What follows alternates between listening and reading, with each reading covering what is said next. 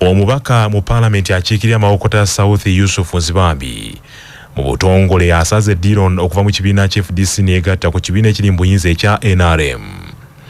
Nsibambi mu kusala eddiiro yaniriziddwa ku kitebe ky'ekibiina kya NRM mu kibuga Kampala nga yaniriziddwa Speaker wa Parliament Anita Mo n'abakungu mu kibiina kya NRM nga bakulembeddwamu omutesitesi waakyo Richard Todwong. Mu kwogerera ku mukolo guno Nsibambi atotodde olugendo lwayiseemu mu byobufuzi by'eggwanga lino olwatandikira mu biseera ng'akyali ku yunivasite ng'omuyizi era nga munnakyukakyuka n'aluyitamu kaakano emyaka 27 egiyise nga munnamateeka ate nga munnabyabufuzi. Nsibambi ategeezezza nti yaliko omumyuka wa pulezidenti w'ekibiina kya FDC nti aweerezanga omumyuka wa pulezidenti w'ekibiina kya FDC mu Buganda era abaddeko ssentebe w'akakiiko k'ebyokulonda ak'ekibiina. Yaliko omuwabuzi mu by'amateeka mu kibiina ekyo n'ebirala bingi. Era ategeezezza nti yaliko minisita ku ludda oluvuganya gavumenti avunaanyizibwa ku by'entambula n'enguudo ate era yeetabye mu nteeseganya nnyingi eza oludda oluvuganya. Nsibambi ategeezezza nti okusalawo okwegatta ku kibiina ekiri mu buyinza kivudde ku oludda oluvuganya gavumenti bennyini abasoose okwerumaaluma ng'obwana bw'enjala era n'agamba nti n'obutakwatagana mu oludda oluvuganya gavumenti nako kumuleetedde okwesonyiwa oludda oluvuganya.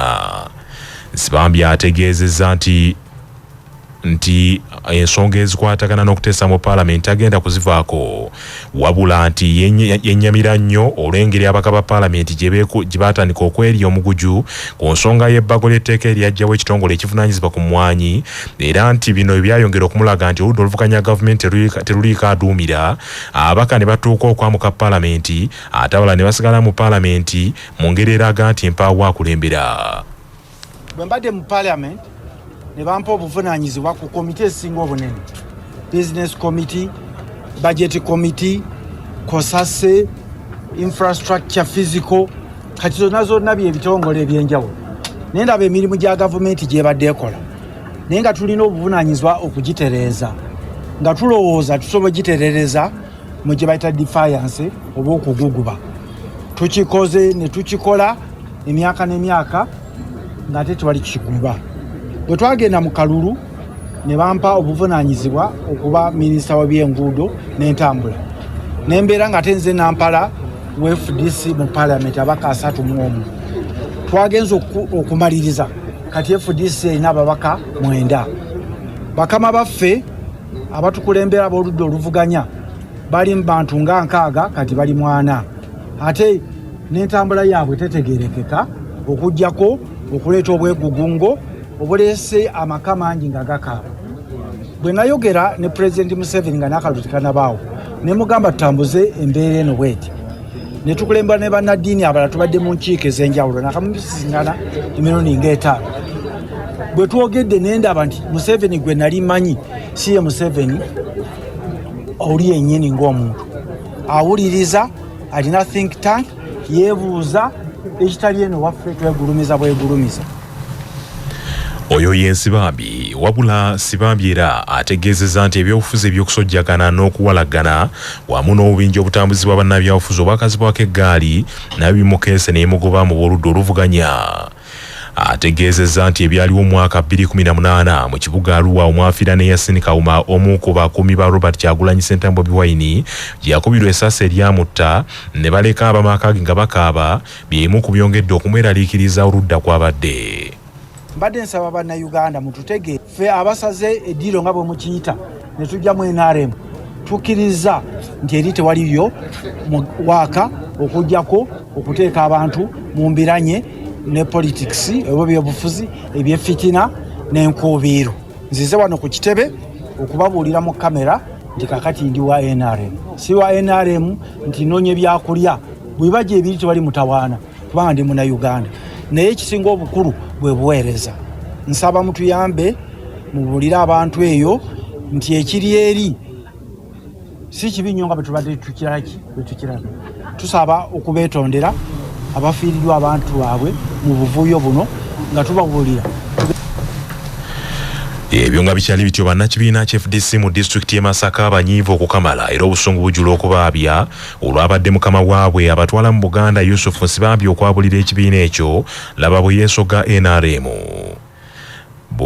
Bwekumbule Franka nga ye ssentebe wa FDC mu disitulikiti y'e Masaka era nga mulondoozi wa FDC mu Greater Masaka agambye nti bulijjo abantu bakibasibako nti FDC ekolagana butereevu n'ekibiina ekiri mu buyinza wabula nti nga bakibikkirira naye ekikoleddwa Nsibambi kibaanise ne kikatagga.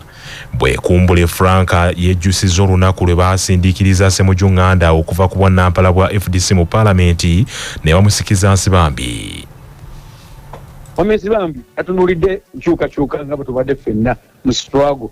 Kwanza jjukira ku luwedde twagoba Ssemujju Ibrahimu Nganda mu nneeke ne tumusikiza mwami Yusuf Nsibambi mu nneeke ewedde nga twagala kubanga mwami Ssemujju era ataddewo embeera evumirire FDC ne tumugoba ne tumusikiza era okwetonda eri mwami Ssemujju Ibrahimu Nganda. Wakati kiseera kino Ssemujju ali mu kuseka ndi newankubadde bo balaba ekibiina nga waliwo ebintu ebitali bituufu ne basalawo bakole ebyabwe. Naye kati nze ku lwange twetondera Ssemujju gwe twagoba ne tumusikisa omusajja nga tulowooza nti omusajja be bantu abagenda okutuyambako kuba Nsibambi be bantu abadde boogera nga muntu nga Nsibambi bwayogera ekigambo tuga nti Nsibambi ayogedde.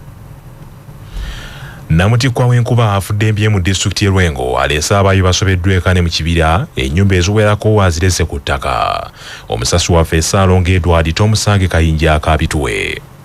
Abantu basatu ababadde mu kkanisa ey'omusumba Kayitale ekabalungi Mbirizi baddusiddwa mu ddwaliro lya St Francis Mbirizi Health Center 3 mu disitulikiti ey'e Lwengo. Namutikwa w'enkuba abaddemu n'ekibuyaga bw'asudde ekkanisa eno ababaddemu nga basaba ne bakuba ennyumba nga 11 eziresse ku ttaka era abantu bangi basigadde mu bbanga nga tebalina waakusula. Namutikwa w'enkuba ono etonnye mu ssaawa ez'amalya g'ebyemisana egoyezza nnyo ekyalo Bwami ekabalungi Mbirizi era ebintu ebiwerera ddala ebibalirwamu obukadde n'obukadde bw'ensimbi bitokomokedde mu namutikwa w'enkuba eno kubanga esudde ennyumba 11 ate ennyumba endala ezitikiddeko obusolya n'endala nga 8 zo zigwiridde ddala ku ttaka era abantu abawerako bagenda kusula wabweru. Ebisolo okubadde embuzi 4 zo zittiddwa, ebimera omuli emmere ensuku ziweddewo wamu n'emmwanyi ne byonoonebwa nnyo bya nsusso. Ssentebe wa Bwami LC1 Sentamu Franka alaajanidde bonna abasobola okudduukirira abatuuze be babataase naye bangi bagenda kusula mu mpewo ennyumba zaabwe ziweddewo. Ssaalongo